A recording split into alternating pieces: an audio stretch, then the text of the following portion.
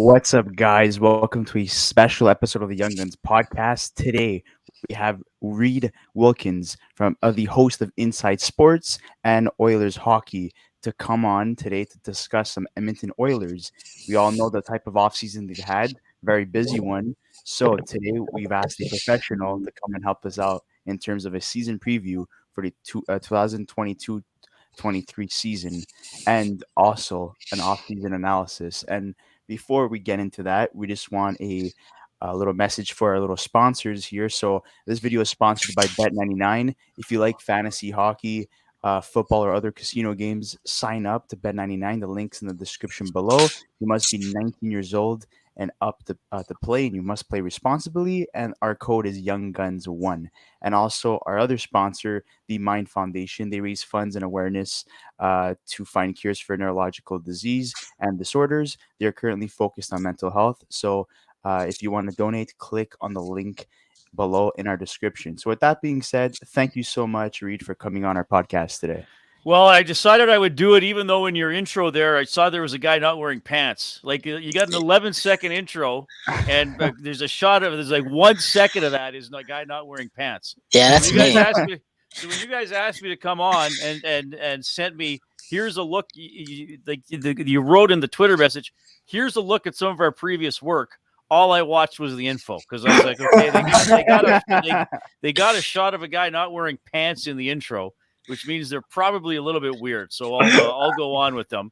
I didn't even need to watch too much of the hockey stuff. I was like, okay, they're probably quirky, but I hope that, like, I'm wearing pants, so I hope that's acceptable. I'm actually wearing shorts, but I'm not in my pants. I'm wearing pants today. Okay, good. So it's not mandatory to be without pants. Thanks for coming on. It's cool you guys got a sponsor. That's obviously very important in the broadcasting business. Bet99. I'm curious what you guys thought, because a lot of people in my audience range here in Edmonton and Northern Alberta commented throughout the playoffs how many ads for gambling there were during the Stanley Cup playoffs. And the ironic thing so the Oilers go further than any other Canadian team, but all these gambling sites being advertised, I believe a lot of them were Ontario only. I don't know. I don't know what you guys have there, but I think all these ones that were advertised during Oilers games, and I know the games were on nationally, I believe people in Alberta couldn't actually access those sites because it's not. What's the situation where you guys live? We could use Bet99. A lot of people use other ones too, but Bet99 is actually one of the most popular ones here. I think there's also Georges St-Pierre sponsored by them too. I think he's like their biggest athlete spokesperson. Okay. So, but yeah, we see a lot of ads on TV for the Ontario ones too, actually. Yeah. Well, I guess even the French channels here in Montreal, like RDS especially too, they advertise it on their broadcast as well. So it's definitely popular in Montreal too in that sense. All right. And the other thing I noticed too was now you guys appear to be a little younger than I am, just based on appearance. I know appearances can't always tell everything, but I did notice that Chris appear. Now it's I think I can see it. It's the Chicago Cubs hat. I should have worn my Montreal Expos hat, and I'm hoping one of you owns some sort of Expos merchandise or a hat or has some memory of the team. I never got to go to a game at the Big O. None of us were born to see them play. I mean, we were born, but we just. Oh no! I went to one of their games actually before they. Actually, no, never mind. Impossible. No, never mind. Time travel. Wrong. You could have been really. Yeah, I mean, assuming you guys are in your early to mid 20s, I'm guessing. Yeah, correct. Nobody's because okay, so they left 04, I want to say. Maybe I might have the year. I might be a year or two off. So one of you could have been very, very tiny. They got to a game. 5 or 6 years old. But they weren't really. Okay, I thought they left in the. No, I have. I have. Okay, you have gone to a game. It could be. I thought they left way before. I thought it was. No, I think it was 2006. If I'm not mistaken. 2004. Okay. 2004. They left. They left and became the Washington Nationals. That's actually why I bought the cap, just because of the colors. I'm not really a Cubs fan. But I'm always curious. I'm always curious to hear stories about that, right? Because wearing the colors of your sports team the jersey, the logo on a hat, logo on a shirt, whatever is such it's such a personal thing for a lot of people, right? But then a lot of us own that one hat or that one shirt. Oh yeah, I got it. I won it, at a bar, or like a few years ago, I bought a 6-pack of beer at a liquor store here in Edmonton, and they gave me a Los Angeles Clippers T-shirt. Oh my God. So yeah, will I wear this Los Angeles Clippers T-shirt? Sure. Somebody said to me, "It's like, what's going on with the Clippers?" I'm like, I don't know. They signed Kawhi Leonard a couple years ago after the Raptors won. I'm not sure what else they're doing. That's funny.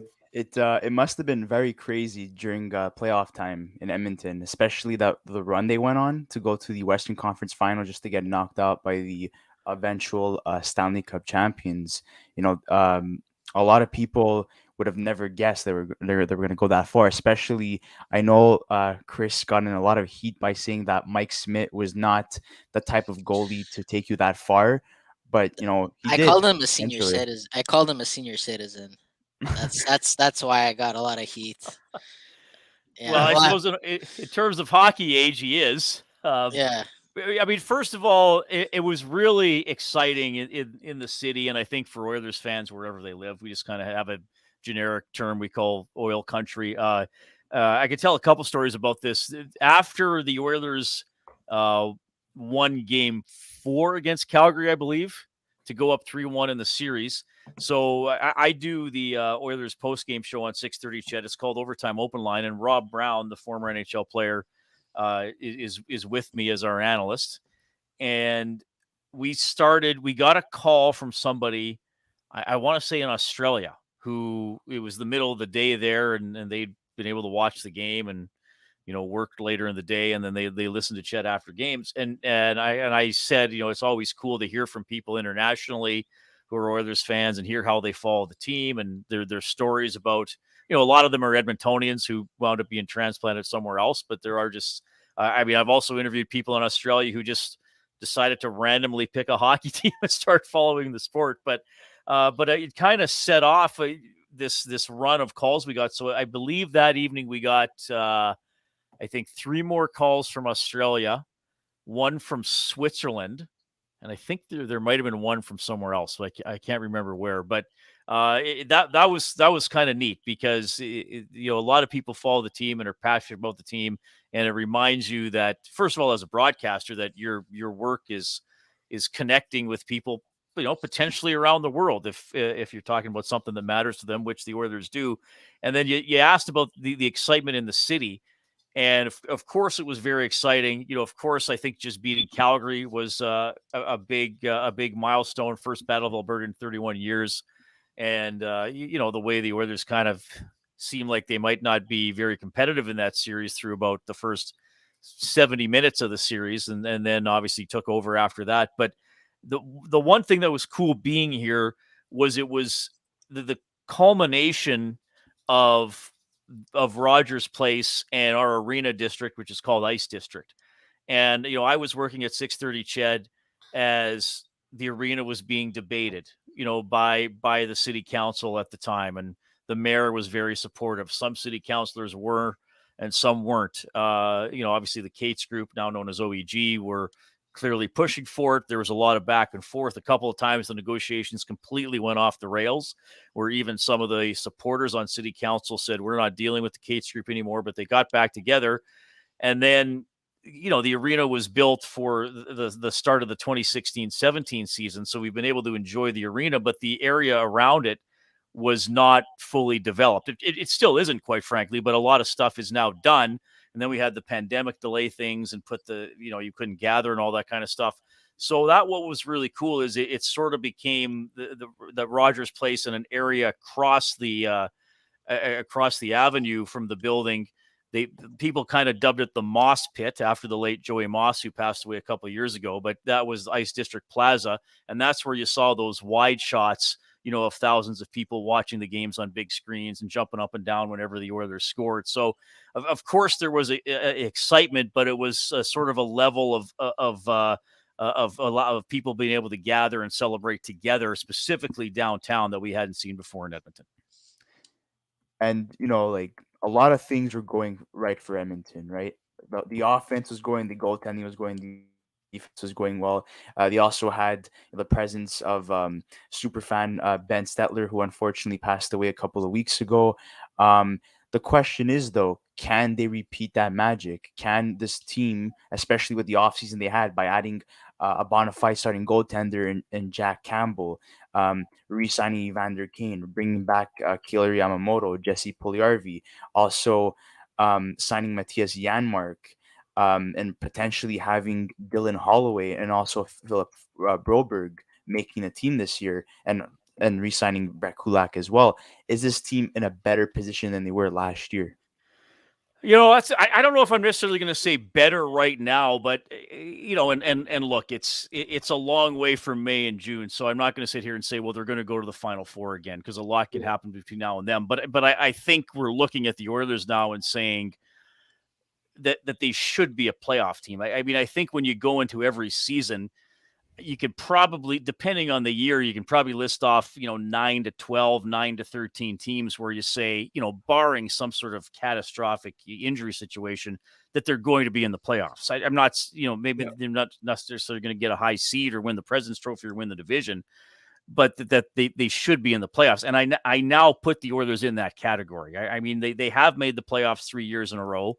I know they got knocked out of Chicago in that qualifying round in the bubble season, but they were going to be the second place team in the division that year and be in the playoffs. So, I think the sort of days of the Oilers just trying to finish 24th, or just trying to be within 10 points of a playoff spot in March. Like, I think those days are long gone. I look at this as definitely a playoff caliber roster. I think you have some key players on the team who are still, relatively young. It's not just kind of getting into their late 20s. If you look at McDavid and Draisaitl and Nurse, and maybe their best hockey is still ahead of them.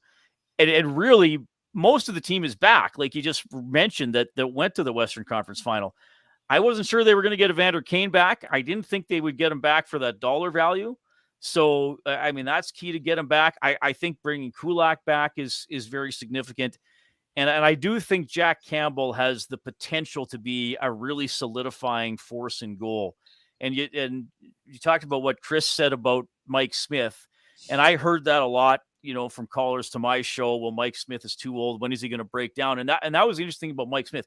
If you just showed somebody his stats the last two years and didn't have any other information on the page, people would say that's a damn good goalie.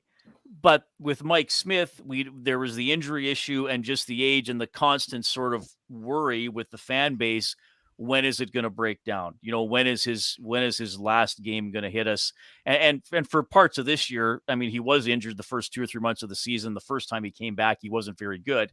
And then he was excellent down the stretch. And even when Smith was on his game, there were still some nights where, his high end could be really high. But a tough game might be pretty tough and put the team in the hole a little bit. So I think for Campbell, there's the potential to be that solidifying force. And, he's only 30 years old and a goaltender that the fan base and the team can feel good about saying, okay, we got this guy for a while. Sure, there's going to be some ups and downs, but generally we're going to know what we're getting night after night. And then you have Stuart Skinner as the backup, who's a young guy with still a lot of potential, who had some pretty good games when he popped in for the Oilers this past year. So, yeah, I mean, I do think there's reason to be pretty optimistic about the Oilers, like I said, being in the playoffs and B, competing for first place in the division. I do think it's going to be Edmonton or Calgary that finishes first, which I think is an absolute blast.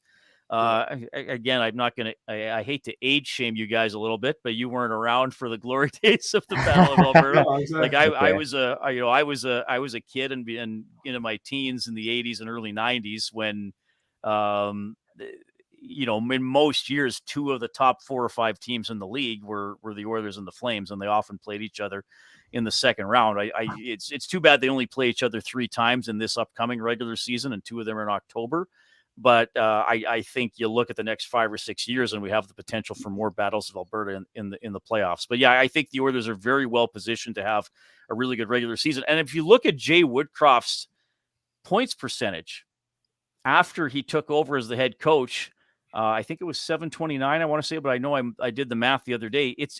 he coached them at a 118 point pace. So, I mean, you got to keep that in mind that, after Woodcroft took over, you prorate his results over the course of a full season. That's a President's Trophy season. Now, I'm not saying they're going to do that, but like I said, I certainly see 100+ points in the future for the Oilers this year.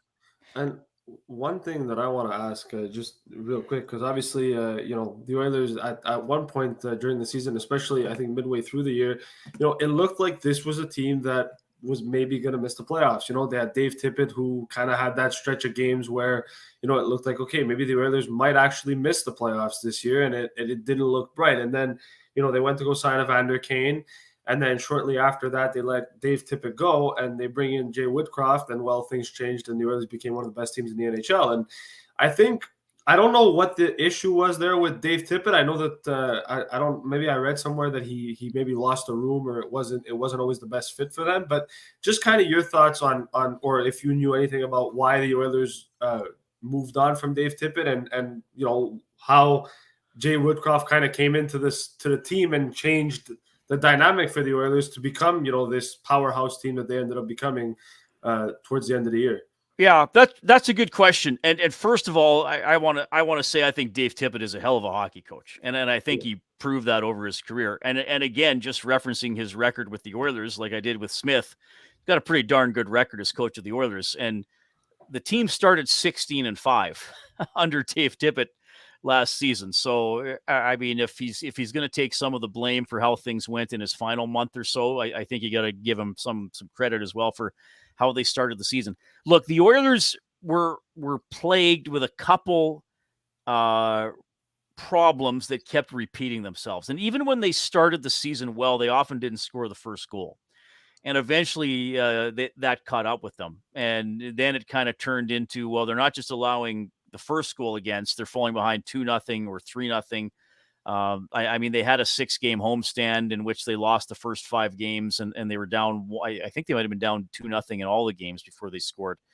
So, again, how much of that is on the coach? How much of that is on the players? Because the players have to be prepared for themselves to play. But if it becomes a problem, the coach has to do something about it. And as the season kind of wore on, the Oilers were giving up a ton of odd man rushes, 2-on-1s, 3-on-1s, 3-on-2s, and that kind of wasn't getting fixed. I think it was those two things that sort of ultimately led to Dave Tippett's downfall, where I think Ken Holland looked at it and said, I think the roster's better than this. The roster has looked better than this, even with Tippett as the coach.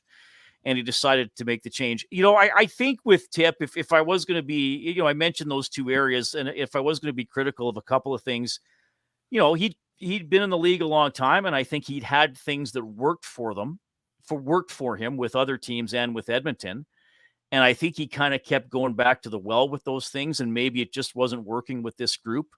And he also played the hell out of McDavid and Draisaitl. Now, you're probably going to say to that, well, why wouldn't you? And didn't Woodcroft, and didn't Hitchcock, and didn't McClellan? Yes, but I think it's sort of how Tippett was doing it, and it was often leaning on those guys like heavily, even early in games, shuffling other guys in and out of the top 6, not letting role players have a chance to actually play their role. And I think that Tippett, I've always hesitated to use the word lost the room unless I really am sure that the players have really started to tune out the coach. So I hesitate to use that phrase because I don't think it was to that point where players were going in there and rolling their eyes at Tippett behind his back. I don't think it was that bad. But I do think he disenfranchised some of the depth players a little bit. And Derek Ryan, who's, the definition of a depth player in the NHL, without using Tippett's name, said it while Tippett was the coach. And he said it a couple times after Tippett left, that it was hard for him to get into a game when he's only playing, 3 shifts in the first period, or he's not being put on the ice in situations where he would expect to be on the ice, that Leon or Connor are going out there again. So I think that's kind of where it went off the rails a little bit for Tippett. And to be totally fair, the Oilers got hit with COVID in December, and oftentimes, in December and into January, he also didn't have a full lineup, right? And guys were getting shuffled in and out. I mean, they played a game in Seattle in December, which they won, but they had a couple guys up from the minors who, like Seth Griffith came up. It was the only game he played all season. There was another call up. I can't remember who it was, but who rarely played in the NHL all season long. So that's kind of my overarching thing on Tippett. So I do think some things were his responsibility, and I do think there were some circumstances beyond his control as well. Woodcroft coming in, first of all, he had a connection with some of the younger players because he'd coached them in Bakersfield, or knew them, Yamamoto and McLeod and Bouchard and Skinner and players like that. Though I know Skinner wasn't up the whole year, but he had a relationship with players like that. He'd helped those players improve. He knew exactly what they could do. I think he put in a little bit more of a mentality about starting games early, getting a lot of shots in the first period, trying to grab the lead in games. And he used the depth players a little bit more. Now, when you look at the ice times in some of the games, you might say, well, that didn't really happen. And that's fair enough. But I think especially earlier in games, he tried to make everybody feel like they were getting involved and could go out there and kind of play their roles and assert themselves and wouldn't be put on the bench if they had one bad shift or the Oilers fell behind a goal and it's just Leon and Connor time for the rest of the game. So now Woodcroft's back for 3 years, and I think the future is bright for him. I mean, I think he's respected in the room, and don't forget, it's not just the younger guys who were in Bakersfield that know him. A lot of the core guys know or knew him as well. I mean, McDavid, Draisaitl, Nurse, Nugent Hopkins, Cassian, who's now traded, but they were all with the team when he was an assistant coach under Todd McClellan. So he was a new head coach, but he wasn't new to a significant chunk of players on the team.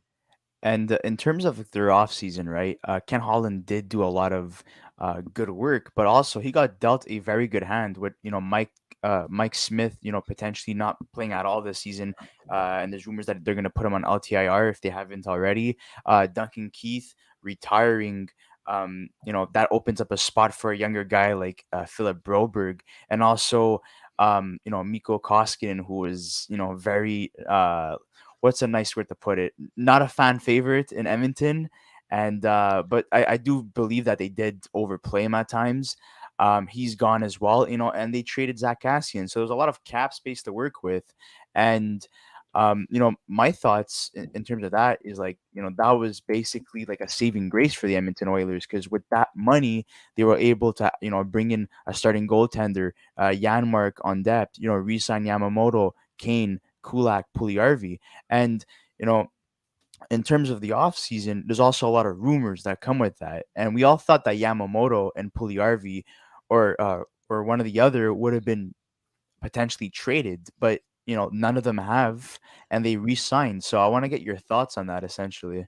Well, I never thought Yamamoto was going to be traded. Puljujarvi maybe, and maybe he still will. Depending on how he plays and if there's interest from other teams. But it was interesting to watch the offseason. And like I said, I to me, a big story for the offseason is that most of the team is back, but they're going to have two different goalies.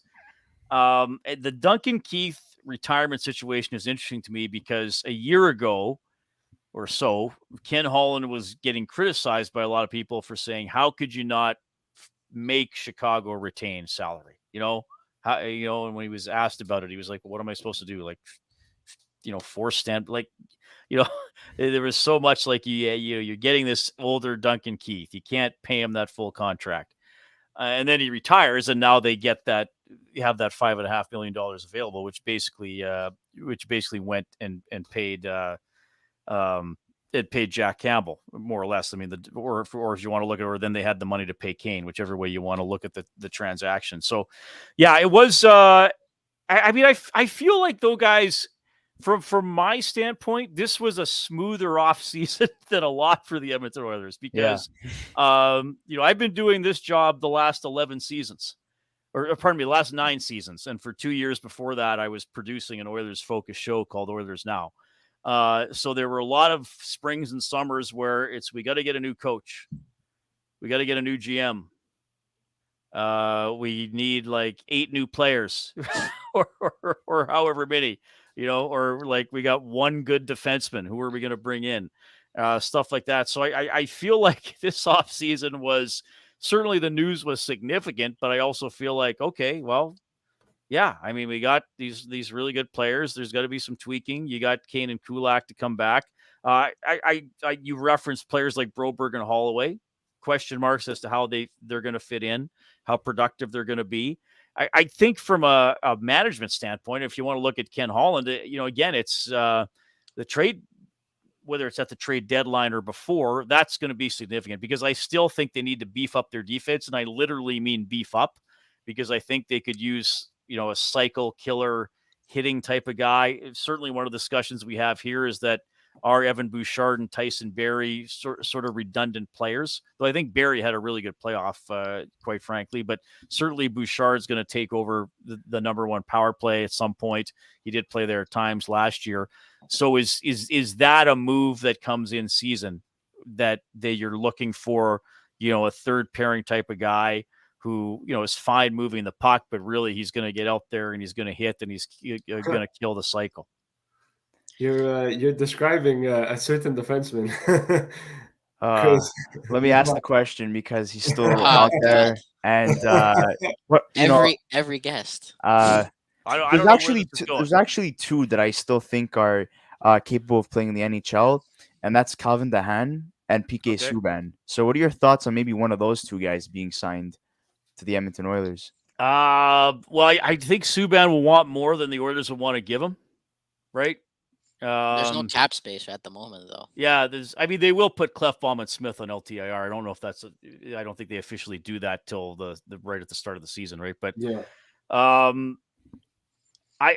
those are interesting names. I'm not sure about DeHaan.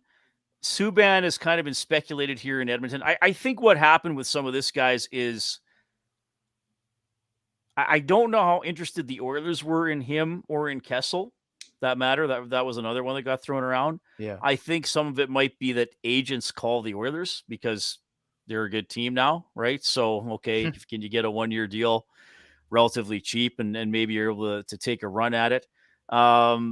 It's interesting with Subban because, we only see New Jersey a couple times a year. And to me, he's just totally fallen off the radar since he got traded there. The team hasn't been very good.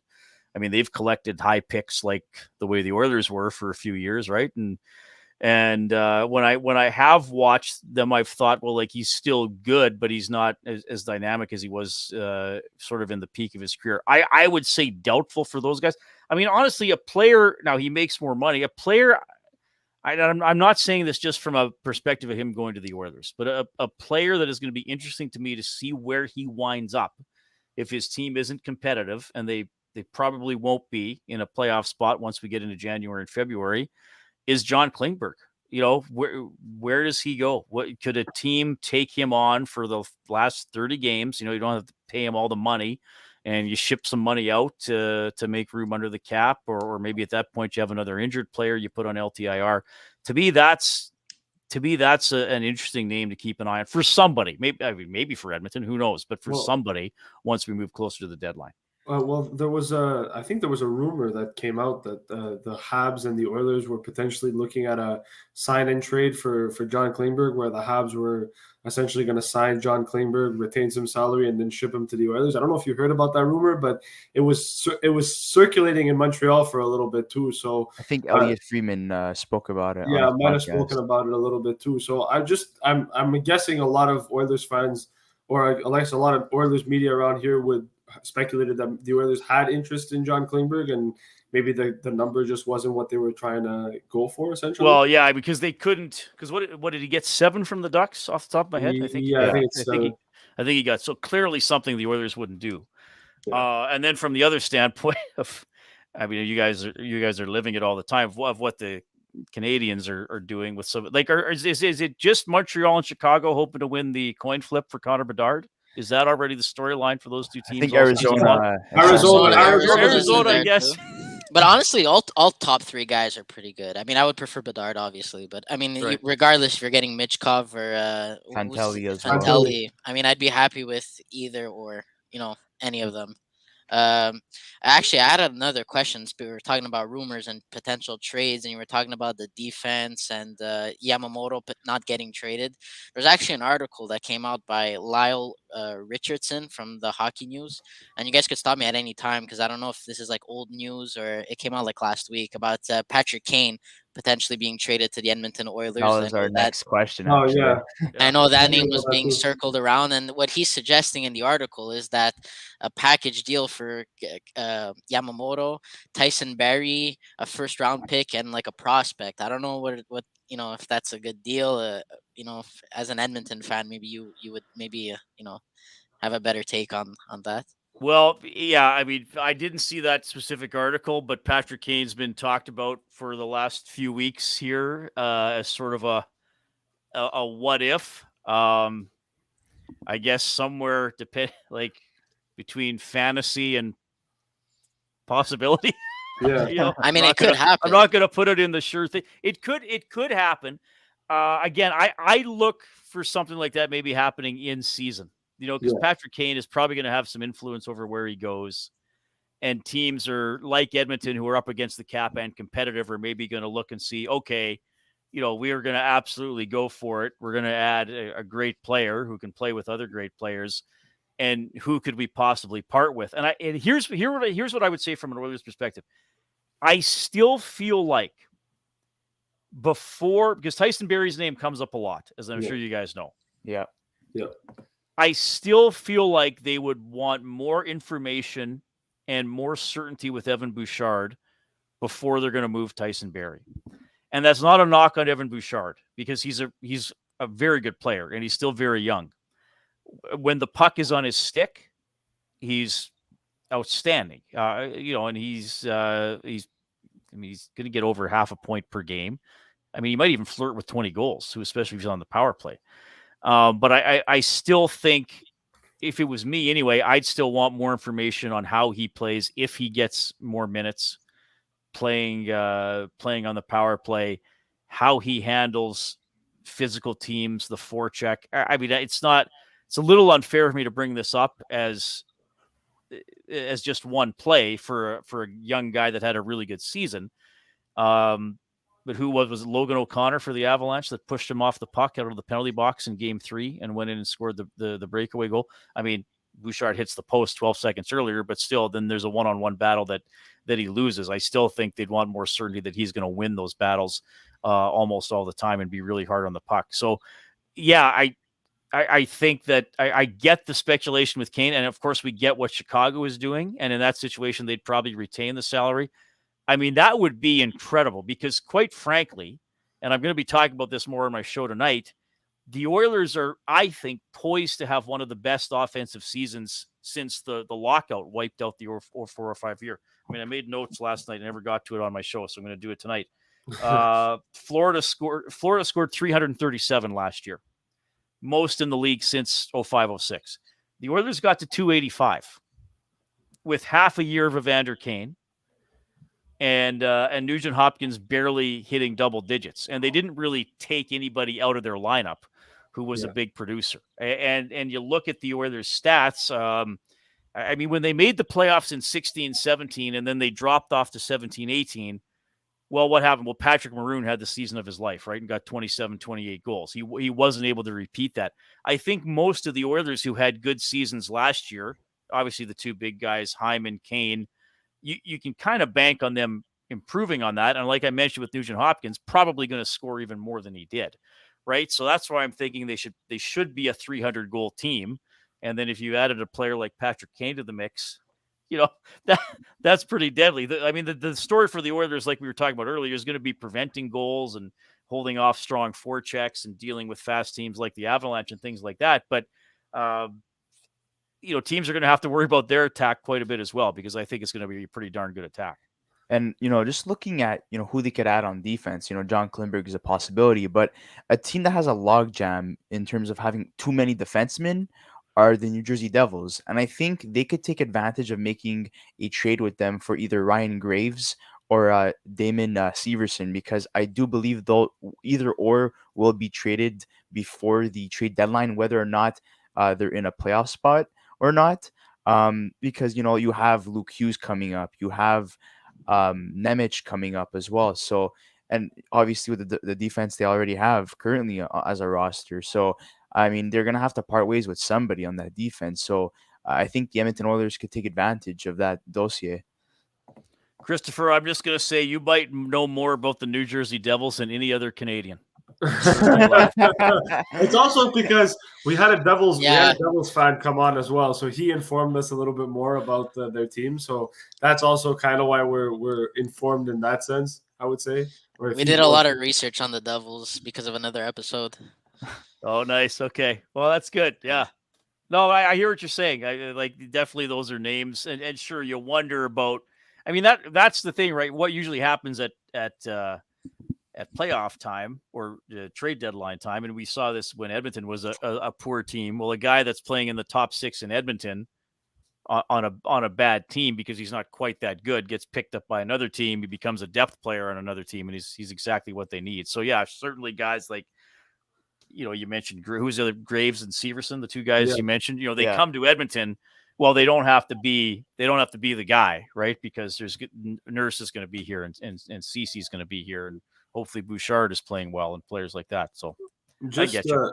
Just my question. Just obviously, you mentioned before about how you didn't think Yamamoto gets traded, but maybe, or you do see that it's likely that Jesse Puljujarvi does.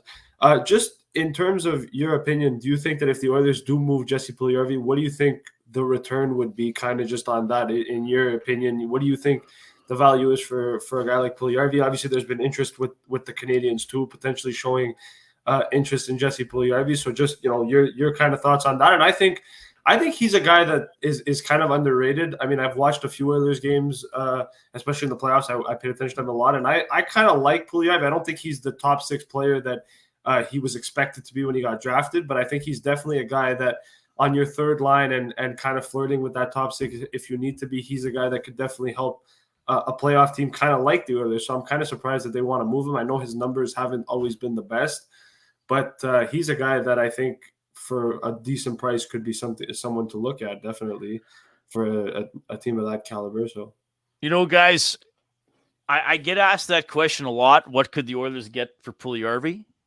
And I hate to say this, I still don't really know. Because I feel like I still don't really know what Puljujarvi is going to be as a player. Even, what are we now, 6 years after he got drafted, I guess? Yeah. The term I use to describe Puljujarvi is that he is a confounding player. And I think that's because there's such a discrepancy between his good games and his off nights. And you look at his trajectory this past season, the first half of the season was quite strong.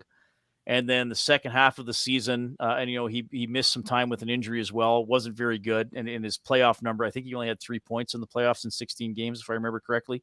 Yep. So not a very strong playoff. He threw one of the best body checks of the playoffs for the Oilers in the series against LA. Unfortunately, it was on Ryan Nugent-Hopkins.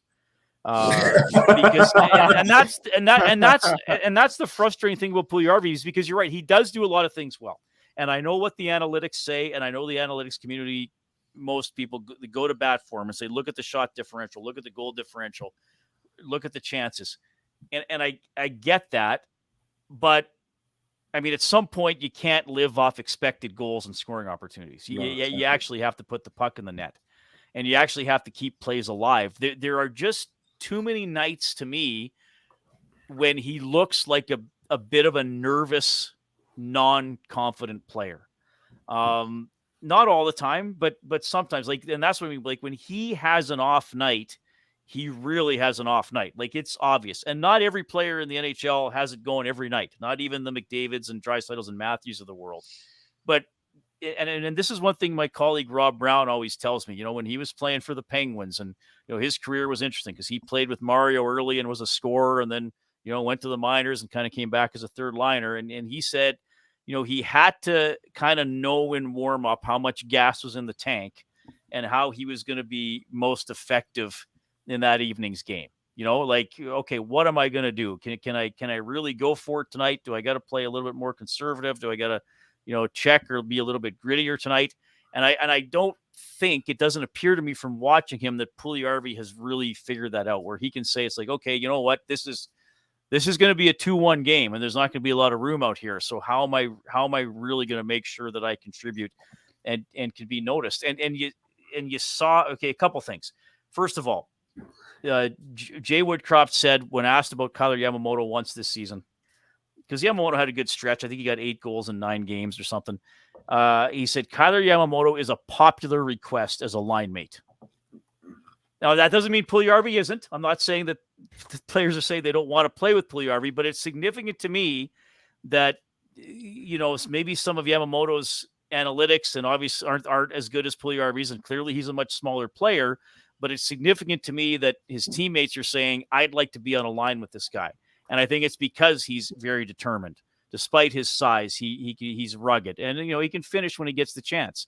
So, whereas Puljujarvi and Yamamoto does that every night, and with Puljujarvi, you kind of you don't always know what you're going to get. So I thought that was significant, and I also thought it was significant when Puljujarvi came back from his injury. And I remember I was the one that asked the question in the media availability. He went right back up to the top 6, and some other guys were playing. Somebody got bumped out. I can't remember if it was Yamo or they moved Nuge down back to, I can't remember.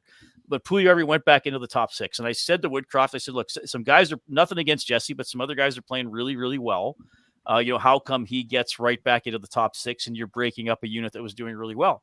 And Woodcroft said, well, yes, he's a top 6 player, so we're going to play him in the top 6. By the time the playoffs got around, Puljujarvi was not a top 6 player. And I believe most of his games were 11 minutes or fewer.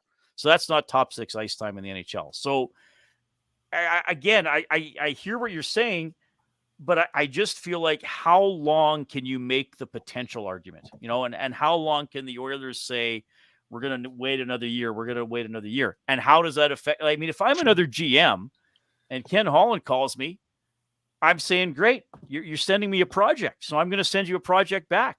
I'm not going to send you a sure top 9 forward, because the way you're using this player and what his stats look like a lot of nights, he's not a sure top 9 forward. So why am I going to give you one back?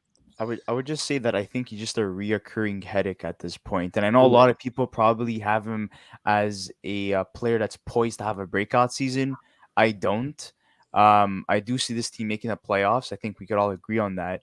My breakout player would be Brett Kulak, because of how well he meshed the Edmonton Oilers. And on Montreal, we've seen, flashes of what he was able to do, but, he never really got that opportunity. I felt like there was a lot of times where he was healthy scratched when he shouldn't have been, and being able to play for his hometown, going to Edmonton and, playing the type of role that he was, put into, and the type of minutes as well, he really found this place. So my breakout player would be Brett Kulak. I'm guessing Luka would have Puljujarvi, but not okay.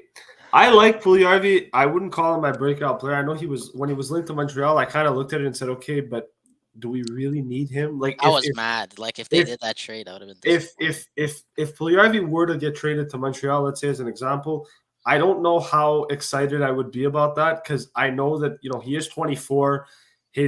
What's his ceiling? Kind of like what Reid said, we don't really know what type of player he is. So I wouldn't say that he's my breakout player. I actually think I'm actually going to say Kailer Yamamoto is going to be a breakout player. And the reason I say that is because he had 26 points in 27 games, I think 2 years ago.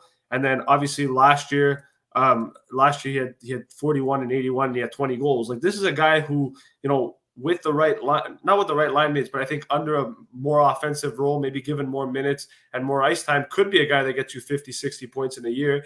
He's proven to be almost a point a game player 2 years ago in 1920 when he got 26 and 27. So he's a guy that I think if can break out for the Oilers, and if he does and hits 25, maybe even 30 goals, that just initiates, much more offense for the Oilers as well. Kind of like what Reid said, he believes that the Oilers are going to be one of the more best offensive teams in the league.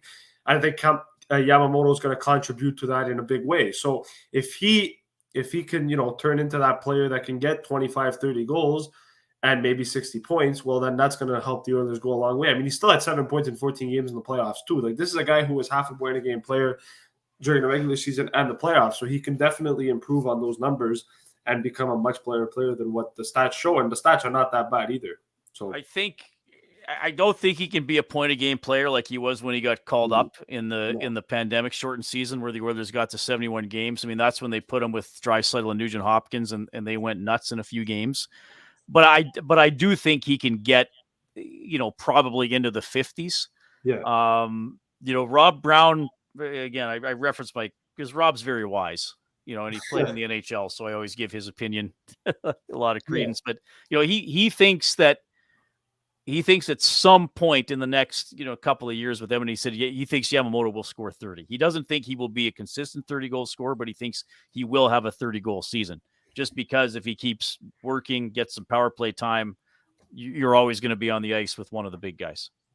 No, exactly. So And that's my Chris- breakout, Chris. What would be your breakout guy if you had to pick one? My breakout player would be Evander Kane. He hasn't played a full season. It's like 3 years now, maybe actually 4. I mean, last year was because of other reasons. Because of other reasons. Yeah, exactly. And I mean, he had 39 points in 43 games, and the projected lineup is that he's going to be playing with Connor McDavid and Zach Hyman. So I think it's going to be a breakout year for him. I think he's going to be getting like high over 60 points. I would assume I would even say I would even tip him as potentially getting even a point a game.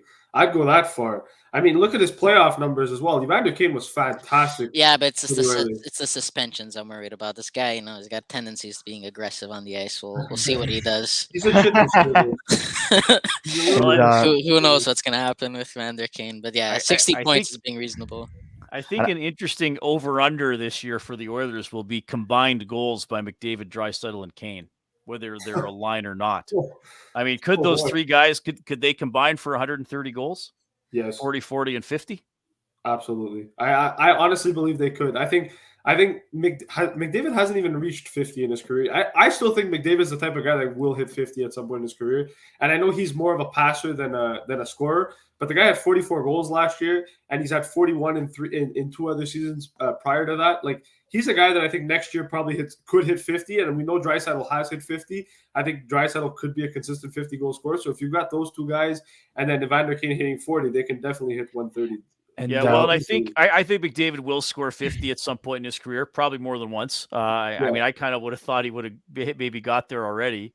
Not that there's anything wrong with his production, but another thing too, guys, like circling back to my earlier point that the Oilers should be a 100+ point team. Yeah. I mean, empty netters, right? Yeah. I mean, that was when Draisaitl hit 50 the first time. The Oilers missed the playoffs here, but that was the big story. He did not score an empty net goal.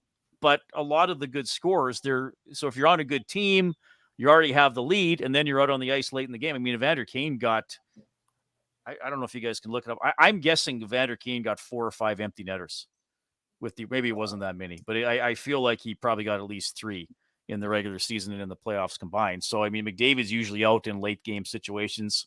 So if the Oilers can get to 50 wins. Yeah, he had 3 last year in the regular season. So that in half a year, basically, right? Yeah.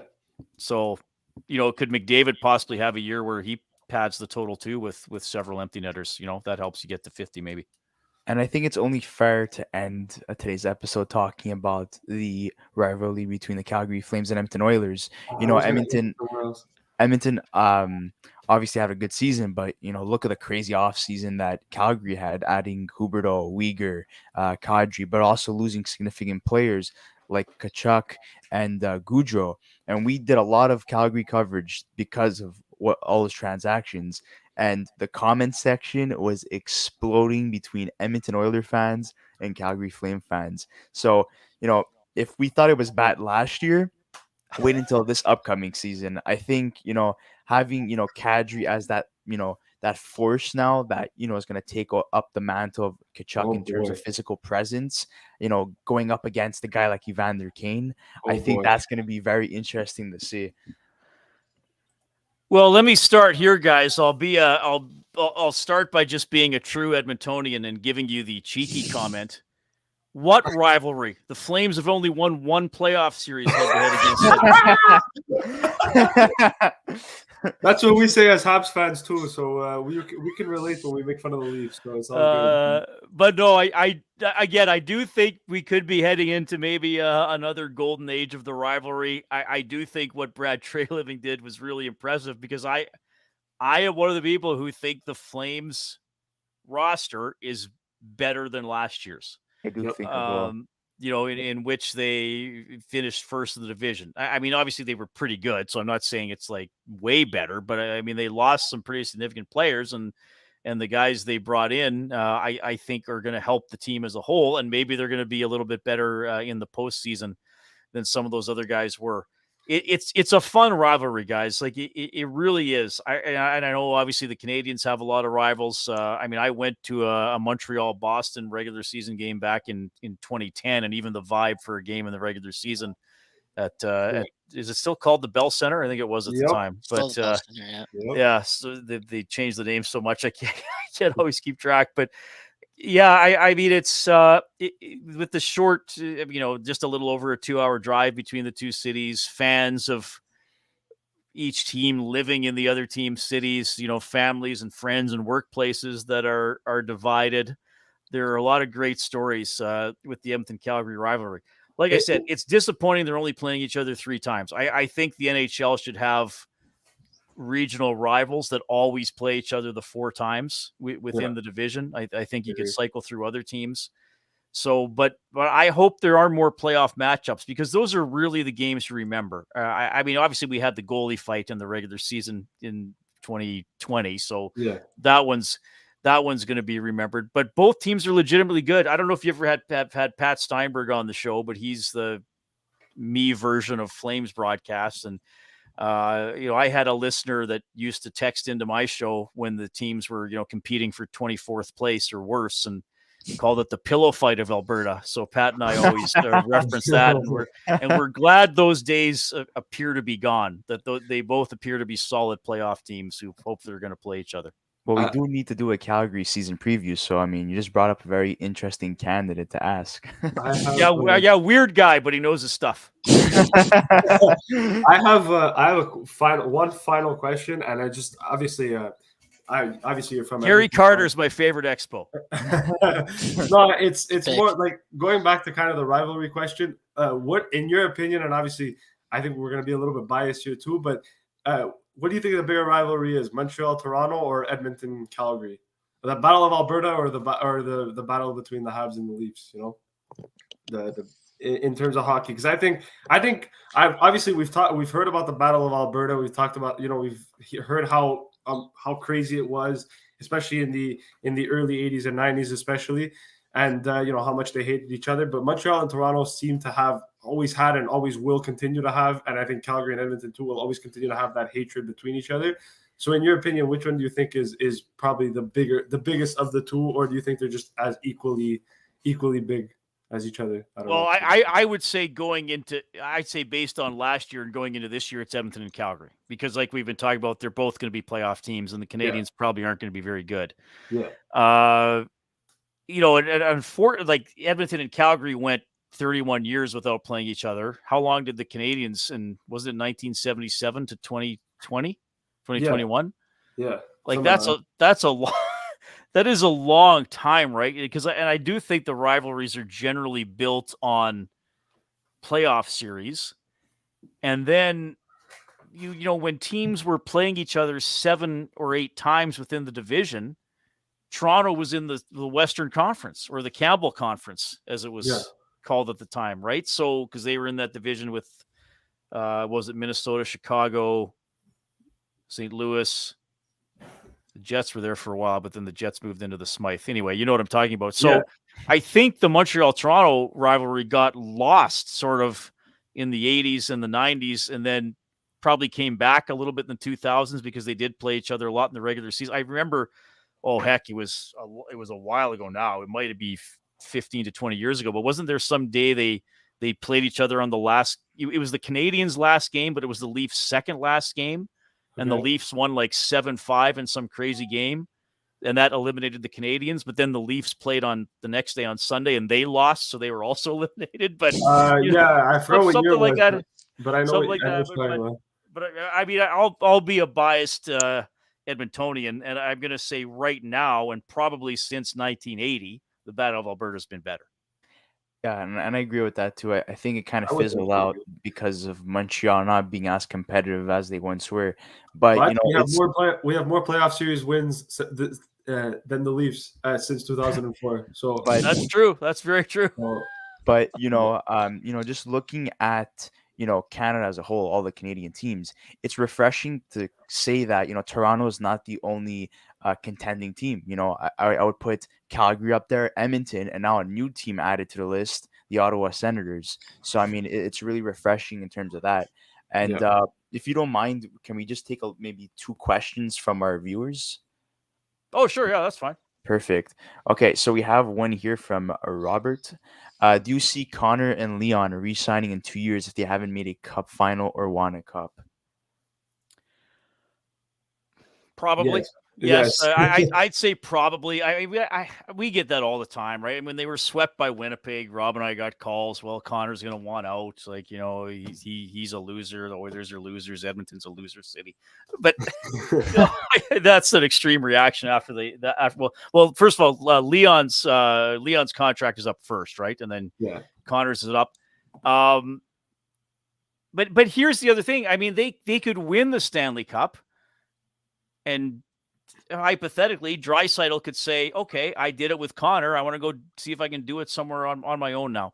I think that the key thing to remember here is sure, success and the potential for success are going to be key to those guys staying in Edmonton for sure. Yeah. But I also think you have to look at what has happened here. Ryan Nugent-Hopkins has signed long-term. Zach Hyman has signed long-term.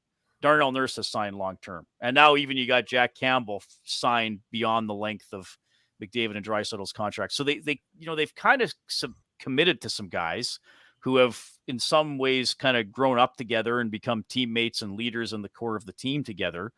So I think that is significant in its own way as winning. So like, let's say in the next 3 years, the Oilers go to the Stanley Cup final 3 times and lose all 3 years. So they won't have a cup.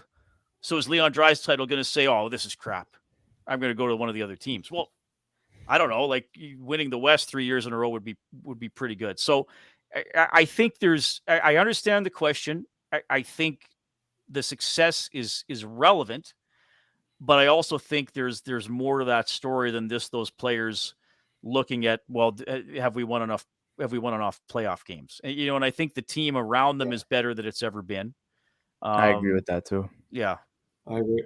Yep. And our final question from our viewers is Jack Campbell the starting goaltender the Oilers need to make the Stanley Cup Finals? Nothing compares to Dwayne Rollerson in 2006 Stanley Cup Well, Finals. Rolly's run was legendary. But here's the thing, Soccer Insider. I don't know where you're typing in from. A lot of Oilers fans weren't thrilled about that trade when it was made back in 2006. They weren't sure what Dwayne Rollerson was going to be. But yeah, his play was obviously exceptional. And of course, that's one of the biggest what ifs in Edmonton sports history. What if he doesn't get hurt early in the Stanley Cup final? Look, I think Jack Campbell is a good goalie. I think the team around him is fairly strong. I think they're going to be able to score. And if he's a steady goaltender, then yes, I think he's the starting goaltender that the Oilers need to make it to the Cup Finals. And again, this is interaction with my listeners. It's fan opinion. It's clearly not the be all and end all. But when Campbell and Husso and Kemper were all still available, for fun, I did a Twitter poll and I said, okay, which of those 3 would you prefer? And Campbell, I think, had around 40% of the vote. So I think that's why most of Oil Country is comfortable with that decision. And his playoff numbers are good too in Toronto. And I think, if your playoff numbers are good, especially on a team like the Leafs who struggled to get out of the first round, I think he's gonna be okay to do that in Edmonton. And I think I said it from the beginning when the Oilers signed Jack Campbell that I think is the guy that probably takes them to where they need to get to. And I know that in the past there was always jokes about how the Oilers needed Carey Price to get to the Stanley Cup Final, kind of like they should trade for Carey Price to go to the Stanley Cup Final because you already have McDavid and Draisaitl. So if you had Carey Price, you win. But that plan seems to be out the window since Carey Price is not playing anymore. But it's I had we have this chat thing to communicate with other markets. Would we have stories? So sometimes I might write an Oilers story, and the Toronto website might say, "Hey, we want to put that on our website or whatever." And I was conversing with a gentleman in Toronto, and he said, "Well, you guys got Jack Campbell. Hope you get regular season Campbell and not playoff Campbell." And I was like, okay, like Jack Campbell's not the reason the Leafs got eliminated the past 2 years. Nope. I mean, sure, did Price outplay him? Fair enough, but Price usually outplays the other goaltender, Yeah. So but we'll see. I mean, you guys know it's like goaltending is the least forgiving position on the ice. If you have an off night, you can't hide. I'm sure Campbell will have a few, but Also, I'm confident for the most part he's going to be pretty steady. Also, if you get regular season Jack Campbell, that's still pretty good. He had a 914 last year, so. Well, yeah, that's exactly. Yeah. I think that's still pretty good. Really good. And guys, I don't know if you have anything else to conclude with. No, I'm good. That's it. Well, guys, you guys could check out Reid Wilkins' Inside Sports weekdays from 6 p.m. to 8 p.m. Mountain Time. So make sure to look out for that, especially if you're an Edmonton Oilers fan. And you just want to take the time just to thank you so much for coming on. It's been a pleasure to have you on, and we had such a good time, and hopefully we could have you back to talk some Edmonton Oilers. Well, thanks for asking me. I enjoyed getting to chat with you guys, and for sure, keep in touch. Perfect. Well, good luck this upcoming season. We're expecting a lot of things from the Edmonton Oilers. Expectations are extremely high, and best of luck. Thanks, guys. See you. Thank you.